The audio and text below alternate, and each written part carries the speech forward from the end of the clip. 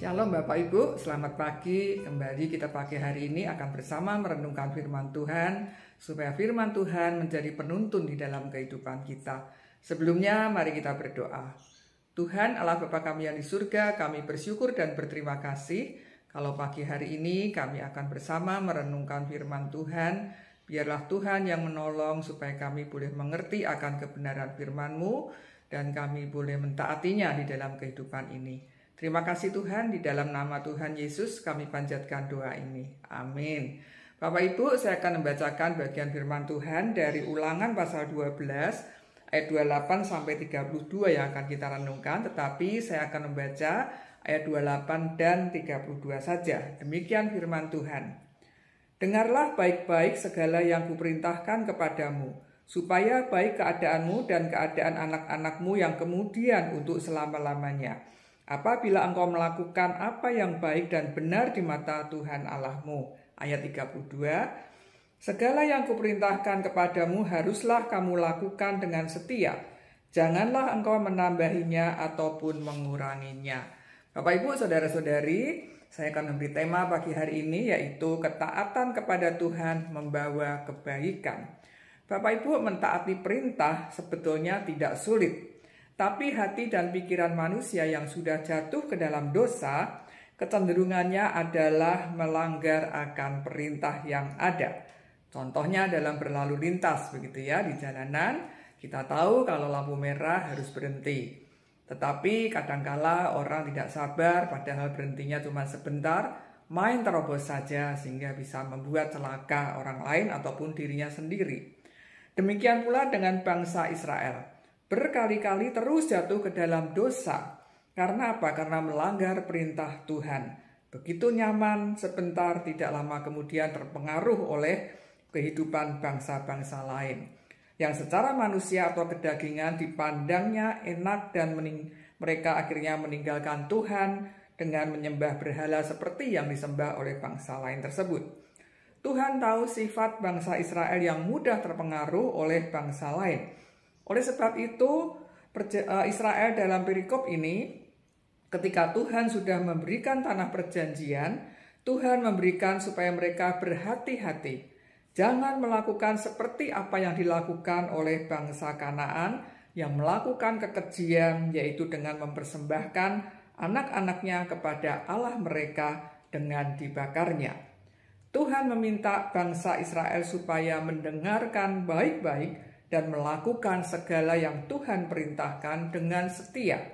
Supaya apa? Supaya keadaan mereka baik. Bahkan keadaan anak-anak dan keturunannya juga baik untuk selama-lamanya. Apabila mereka melakukan apa yang baik dan benar di mata Tuhan. Bapak Ibu, saudara-saudari sekalian, mungkin kita anak-anak Tuhan sama dengan bangsa Israel. Kecenderungan hatinya yaitu mengikuti untuk kepuasan diri sendiri. Mungkin saat ini kita tidak melakukan seperti apa yang dilakukan bangsa Israel, yaitu dengan mempersembahkan anak-anak kita menjadi korban bakaran dan menyembah berhala. Tawaran dunia yang bisa menjadi berhala kita adalah makan, Bapak Ibu, saudara-saudari. Berapa banyak tawaran makan atau kulineran lewat Instagram, TikTok, dan media sosial lainnya. Sampai kadangkala kita kewalahan mengikutinya saking banyaknya. Saya sih tidak anti makan dan kulineran. Saya juga suka kulineran. Tapi yang perlu kita perhatikan dengan berlomba-lombanya tawaran tempat kuliner, kita harus berhati-hati dan bijaksana. Sadar tidak sadar, kita setiap hari bisa digiring ke tempat-tempat tersebut yang bertebaran di mana-mana. Berhala kita adalah konsumerisme. Hidup konsumtif hanya untuk kenikmatan diri sendiri. Kalau tidak bijaksana dapat membahayakan diri kita sendiri. Bisa menumpuk penyakit karena makanan yang terlalu banyak, makanan yang tidak sehat. Bisa terjadi pemborosan keuangan untuk kesenangan diri sendiri. Kurang atau tidak peduli kepada orang lain. Lebih rela keluar untuk kulineran, ya, kita rela keluar banyak uang untuk makanan, untuk kulineran, untuk kepuasan diri kita sendiri, daripada untuk berbagi kepada orang yang membutuhkan bantuan. Nah, di dalam 2 Korintus pasal 8 ayat 13-15 mengatakan demikian. Sebab kamu dibebani bukanlah supaya orang-orang lain mendapat keringanan, tetapi supaya ada keseimbangan.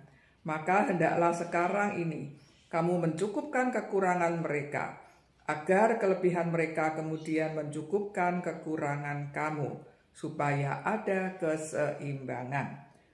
Seperti ada tertulis, orang yang mengumpulkan banyak tidak kelebihan, dan orang yang mengumpulkan sedikit tidak kekurangan. Mari kita taat dan setia kepada kebenaran firman Tuhan, supaya membawa kebaikan di dalam kehidupan kita dan menjadi berkat bagi banyak orang. Amin. Mari kita berdoa. Tuhan Allah Bapa kami yang di surga, kami bersyukur dan berterima kasih kalau firman Tuhan sudah mengingatkan kami dalam kehidupan ini untuk kami tidak mencari kepuasan diri sendiri, tetapi kami lebih mencari hal-hal yang bernilai kekal. Kami peduli kepada orang-orang yang ada di sekitar kami. Kami menjalankan dengan setia akan kebenaran firman Tuhan, supaya hidup kami menjadi baik karena ketaatan kami kepada Tuhan. Karena fokus kami hanya kepada Tuhan Yesus saja. Terima kasih Tuhan, mampukan kami di dalam kehidupan ini untuk terus hidup sesuai dengan apa yang Tuhan mau. Terima kasih Bapa, kami serahkan hari ini ke dalam tangan kasih Tuhan dan hari-hari berikutnya, supaya kami tetap setia di dalam mengikut akan kebenaran firman-Mu. Di dalam nama Tuhan Yesus kami panjatkan doa ini. Amin.